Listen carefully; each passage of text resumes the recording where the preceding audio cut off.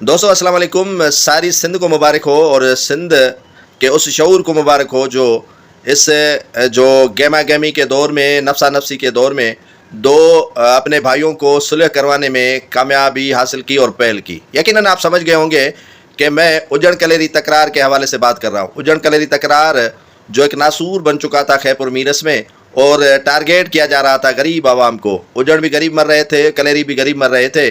یہ گمبڑ کی تحصیل ویران ہو رہی تھی، کھوڑا ویران ہو رہا تھا.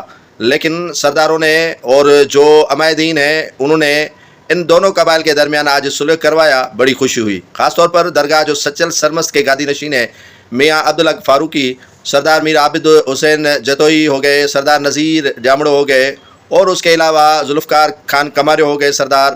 تمام ان سرداروں نے سمجھ لے کہ ایک بنیاد رکھی ہے اچھائی کی. اب میری تھوڑی سی اپیل اور گزارش میر عابد حسین جتوئی صاحب کو ہے کہ ایک پہل جتوئی اور مہر تکرار کے خاتمے کے لیے بھی کریں.